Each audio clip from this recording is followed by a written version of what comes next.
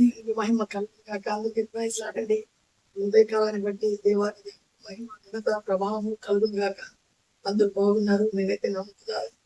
బాగలేదని చెప్పదు దయచేసి, ఎందుకంటే బాగా లేకపోయినా కూడా బాగుందని చెప్పాలి. పాజిటివ్ మైండ్ కలుగుదాము. కాబట్టి దేవుడు ఖచ్చితంగా మనం బాగు చేస్తారు. ఆ మైండే మనకు అవసరం. అదే మనకి వెళితే ఆ వెలితిని మనం తీసుకున్నప్పుడు సంతోషంగా సమాధానంగా ఉంటాం. ఎక్కడ నిరుత్సాహపడాల్సిన అవసరమే లేదు. చూడు, వాక్యాన్ని ధ్యానించుకున్నాము. లూకాసు వార్త 12వ అధ్యాయంలో ఒక ధనవంతుడు కూర్చున్నట్టు మనము ప్రభు యేసు చెప్తారు. అంటే ఆయన ఒక ధనవంతుడు, అంటే ఆ ధనవంతుడి యొక్క మనస్తత్వం ఎలా ఉంది అనేది ఆయన మనకు బోధిస్తూ వస్తారు. ఇలా బోధిస్తూ వస్తూ ఆయన అంటారు 12వ అధ్యాయం 15వ వచనంలో, ఒకని యొక్క కలిమి విస్తరించడం వల్ల అది అతని జీవానికి మూలము కానే కాదంట. అంటే ఒకడు ఎక్కువగా ధనవంతుడు అయినంత మాత్రాన తను జీవంలోనికి ప్రవేశించడానికి అవకాశం లేదు. అయితే అలా అన్నప్పుడు ఒక చిన్న ఉపమానము, ఒక చిన్న జరిగినటువంటి వృత్తాంతాన్ని కూడా మనం ధ్యానిద్దాం. ఒక రాజు ఉంటాడు. ఆ రాజు దగ్గరికి ఒక పక్క దేశం నుంచి ఒక అతను వస్తాడు. అయ్యా, మా ఊర్లో కరువు ఉంది, ఇక్కడ మీ ఊర్లోనే మేము కొంతకాలము బ్రతికేదానికి మాకు కావాల్సిన కొంచెం స్థలం ఇవ్వండి, ఇదిగో మీరు ఎంత ఆ యొక్క పన్నును అడిగితే అంత పన్నును నేను కట్టుకుంటాను, నేను మీ యొక్క దేశంలో నేను బ్రతుకుతాను అని అడుగుతాడు. అప్పుడు ఆ రాజు సరేనయ్యా, ఓకే, తప్పకుండా ఇస్తాను. అయితే మా దగ్గర మా భూమిలో మీరందరూ జీవించాలంటే మాకు కొన్ని కట్టడలు ఉన్నాయి. ఆ కట్టడలు ఏంటంటే, ఈ ఉదయకాలం అంటే 6 గంటల నుంచి మొదలవ్వాలని ప్రయాణం. సూర్యుడు ఉదయించిన తర్వాత నుంచి సూర్యుడు అస్తమించే వరకు నువ్వు మా దేశం అంతా అది ఎంత దూరం పోగలవో అంత దూరం పోయినా, సూర్యుడు అస్తమించే సమయానికంతా నువ్వు మా దగ్గరకు వచ్చేసేయాల. ఆ వచ్చేసిన వెంటనే నువ్వు ఎక్కడికెక్కడికి వెళ్తావో, ఏదేది కావాలనుకుంటావో, ఆ ఎంత స్థలం కావాలో, ఏ తోటలు కావాలో అన్ని నీకు ఇస్తాను. అయితే నీకు షరత్ ఏంటంటే, నువ్వు బయలుదేరే టైము మరలా సూర్యుడు అస్తమించి ముందే నువ్వు మా దగ్గరకు వచ్చేయాలా అనేటువంటి ఒక షరతును రాజుగారు చెప్తారు. అతను అదంతా ఓకే, తప్పకుండా నేను అది చేయగలను అని బయలుదేరి, అలా అతను బయలుదేరినప్పుడు టైము ఖచ్చితంగా ఉదయాన్నే 6 గంటకే బయలుదేరేస్తాడు. అప్పుడు బాగా శక్తిగా ఉంటాడు కాబట్టి పరిగెత్తుకుంటూ వెళ్తున్నప్పుడు ఈ లోకంలో 4 రకాలు ఆయన చూసుకోవచ్చినప్పుడు అక్కడ ఏం కలుగుతుందంటే, పెద్ద పెద్ద తోటలు, పెద్ద పెద్ద మంచి విస్తారమైనటువంటి పొలాలు, మంచిని ఆ యొక్క పంటలు, ఆ యొక్క నదులు, అవన్నీ చూసి నాకు కావాలా, ఇది నాకు కావాలని అవన్నీ ఏం చేస్తాడంటే ఆయన కవర్ చేసుకుని ఇది నాది అనుకుంటాడు. అంటే ఏదైతే అనుకున్నాడో అవన్నీ నావేను, ఇదంతా నేను సంపాదించడము, నువ్వు ఏదైతే చూసేస్తావో అది ఏదైతే నువ్వు కావాలనుకుంటావు అవన్నీ నీకు ఇస్తాను, అయితే నువ్వు ఈ టైంకి రావాలని ఆ యొక్క రాజుగారు చెప్తారు. అన్ని చూసి మధ్యాహ్నం అన్నం కూడా తినడు. ఒకవేళ అన్నం తింటే లేట్ అయిపోద్ది వల్ల ఇంకొక ప్రదేశాన్ని నేను చూడలేనేమో, అది నేను పొందుకోలేనేమో అనేటువంటి టెన్షన్ తో ఏం చేస్తాడంటే పరిగిస్తూ చూస్తే టైము 4 అయిపోతుంది. ఇంకా సూర్యుడు అస్తమించేటువంటి టైం దగ్గర పడుతూ ఉంటుంది. ఈ టైంకి అతనికి టెన్షన్ పెరిగిపోతుంది. అప్పటి నుంచి ఇప్పుడు చాలా దూరం వచ్చేసరే, ఇప్పుడు రాజు దగ్గరికి పరిగెత్తాలంటే ఈ టైం సరిపోతుందో లేదో అని అప్పుడు ఏం చేస్తాడు, అక్కడ నుంచి పరుగున పరిగెత్తుకుంటూ వస్తాడు. పరిగెత్తుకుంటూ వచ్చే సమయానికి రాజు దగ్గరికి వచ్చేటప్పటికి కరెక్ట్ గా సూర్యుడు అస్తమించే టైంకి వచ్చేస్తాడు.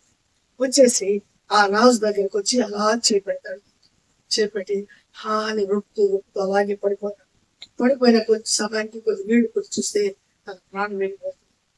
అప్పుడు ప్రాణమే లేదు. మొత్తం ద్రాక్ష తోటలు నావనుకున్నాడు, పొలాలు నావనుకున్నావు, అవన్నీ నావి అని అన్నిటినీ ఏం చేస్తాడంటే తన బ్రెయిన్ లో పెట్టుకొని అవన్నీ రాజుకు చెప్తాము. పలానా ప్రదేశం నేను చూసాను, అది నాకు కావాలంటే ఆయన ఇస్తానన్నాడు కదా, అవన్నీ నావేనని అనుకుని వచ్చాడు. ఆయన అక్కడికి వచ్చేటప్పటికి అతని ప్రాణము వెళ్ళిపోతుంది.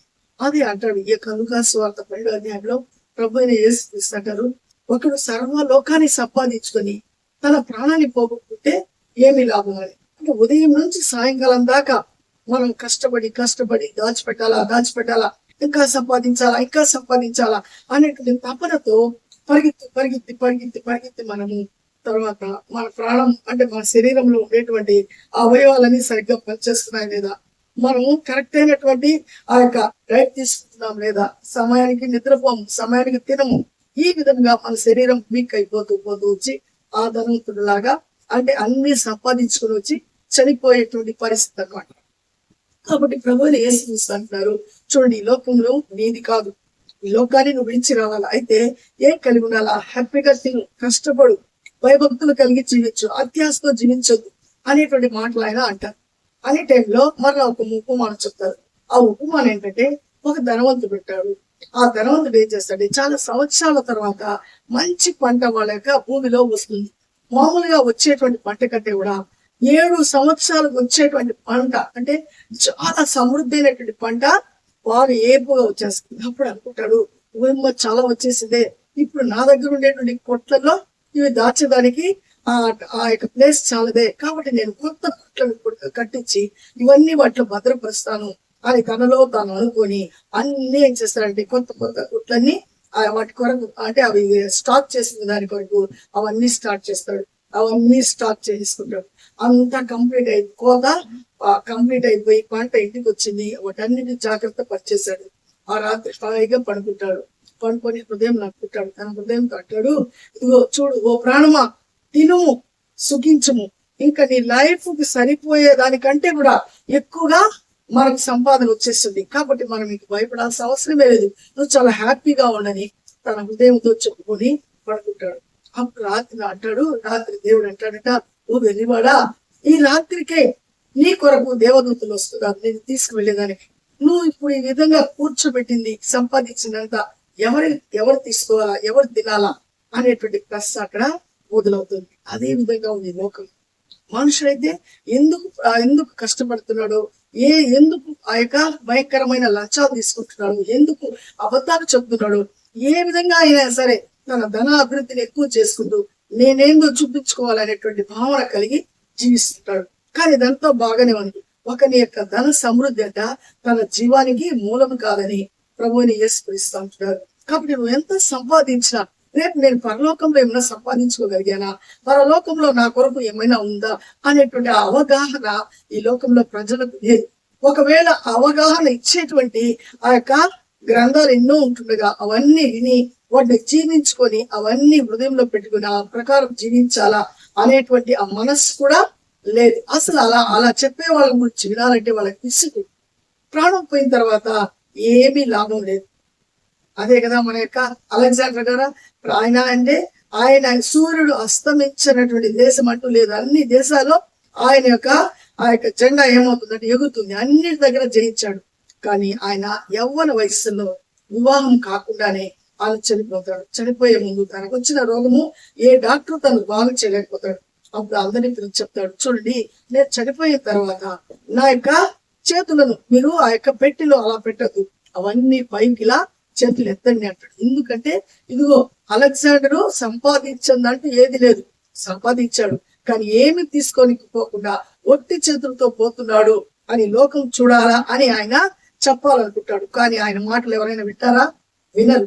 సత్యం చెప్పేదాని కొరకు, నీ కొరకు, నా కొరకు, సర్వలోకం కొరకు ప్రాణం ఇచ్చినటువంటి ప్రభువైన యేసుక్రీస్తు మాటలే ఎవరు వినటం లేదు. అలెగ్జాండర్ మాటలు ఎందుకు వింటారు? కానీ అదొక నానుడు చెప్పుకుంటారు అంతేగానండి అది మన నిత్య జీవితంలో అమలు చేసేవాళ్ళు చాలా రేర్. అయితే మనమైతే జ్ఞానము కలిగి, అదే బుద్ధి జ్ఞానములైతే మనకుంటే, మనం అది కలిగి ఉన్నప్పుడు మనం సత్యాన్ని గ్రహించాలా, మనం ఎందుకు సంపాదించాలా, ఎందుకు తాపత్రపడాలా, మనం సంపాదించింది మనం తినాలా. సంపాదన లేకుండా మనం సోమరుగా ఉండాల్సిన అవసరం లేదు. సంపాదించుకోవాలా. లిమిట్.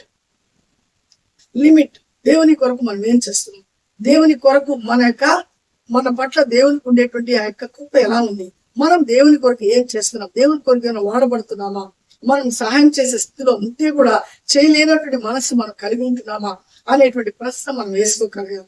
కాబట్టి మన బిడ్డల కొరకు మనము ఎంత దాచిపెట్టినా సరే వాళ్ళందరికీ ఎప్పటికైనా సరే మన మీద అదుగు మా నాన్న మా కొరకు ఇంత కష్టపడి మాకు ఇచ్చారు అని అనేవారే ఉండరు. అనేటువంటి మాట ఏమి ఇచ్చారు, పలానా వాళ్ళు అయితే చాలా చాలా ఇచ్చారు, వీళ్ళు ఇచ్చి కొంచెం ఇచ్చి చాలా గొప్ప చెప్పుకుంటారు అంటారే కానివ్వండి, మా కొరకు ఇంత కష్టపడ్డారు, ఇంత త్యాగం చేశారు అనేటువంటి బిడ్డ ఉన్నారంటే అది రేర్.